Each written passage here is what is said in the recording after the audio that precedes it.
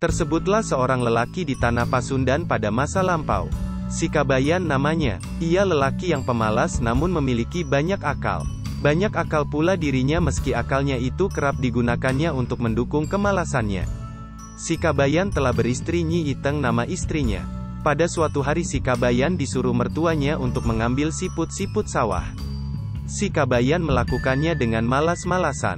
Setibanya di sawah, ia tidak segera mengambil siput-siput sawah yang banyak terdapat di sawah itu, melainkan hanya duduk-duduk di pematang sawah. Lama ditunggu tidak kembali, mertua si Kabayan pun menyusul ke sawah. Terperanjatlah ia mendapati si Kabayan hanya duduk di pematang sawah. "Kabayan, apa yang engkau lakukan? Mengapa engkau tidak segera turun ke sawah dan mengambil tutut-tutut siput itu?" "Abah, Bapak, aku takut turun ke sawah karena sawah ini sangat dalam." "Lihatlah, Bah, begitu dalamnya sawah ini hingga langit pun terlihat di dalamnya," jawab si Kabayan. Mertua si Kabayan menjadi geram. Didorongnya tubuh si Kabayan hingga menantunya itu terjatuh ke sawah. Si Kabayan hanya tersenyum-senyum sendiri seolah tidak bersalah. "Ternyata sawah ini dangkal ya, Bah," katanya dengan senyum menyebalkannya. Ia pun lantas mengambil siput-siput sawah yang banyak terdapat di sawah itu. Pada hari yang lain mertua si Kabayan menyuruh si Kabayan untuk memetik buah nangka yang telah matang. Pohon nangka itu tumbuh di pinggir sungai dan batangnya menjorok di atas sungai. Si Kabayan sesungguhnya malas untuk melakukannya. Hanya setelah mertuanya terlihat marah, si Kabayan akhirnya menurut. Ia memanjat batang pohon. Dipetiknya satu buah nangka yang telah masak. Sayang, buah nangka itu terjatuh ke sungai. Si Kabayan tidak buru-buru turun ke sungai untuk mengambil buah nangka yang terjatuh. Dibiarkannya buah nangka itu hanyut.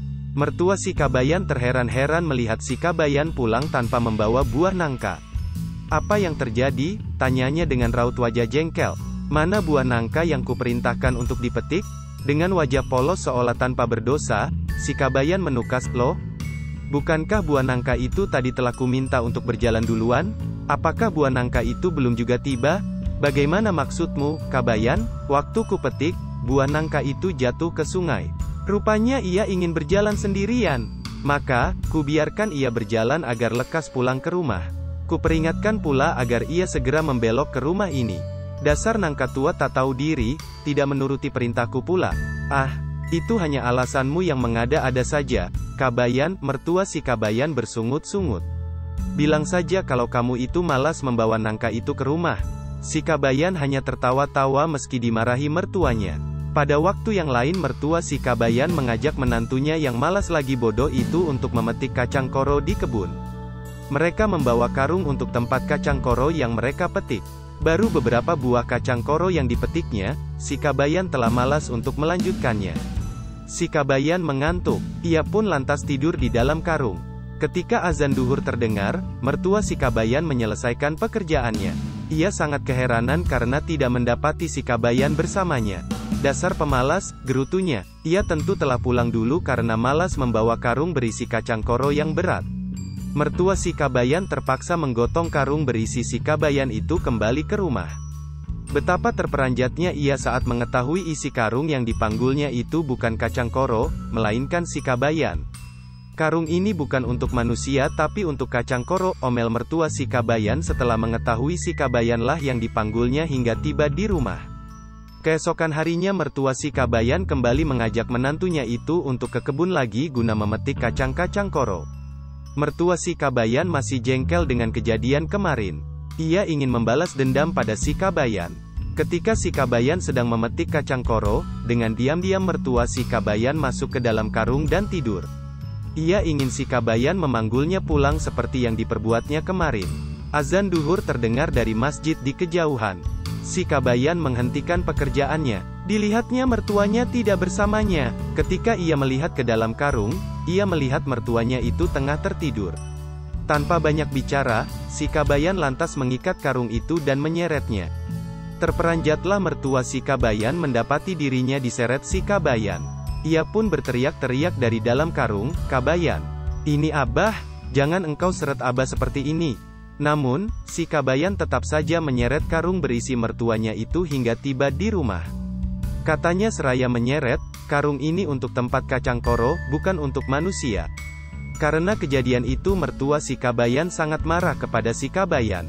Ia mendiamkan si Kabayan, tidak mau mengajaknya berbicara dan bahkan melengoskan wajah jika si Kabayan menyapa atau mengajaknya bicara. Ia terlihat sangat benci dengan menantunya yang malas lagi banyak alasan itu. Si Kabayan menyadari kebencian mertuanya itu kepadanya. Bagaimanapun juga ia merasa tidak enak diperlakukan seperti itu. Ia lantas mencari cara agar mertuanya tidak lagi membenci dirinya. Ditemukannya cara itu. Ia pun bertanya pada istrinya perihal nama asli mertuanya.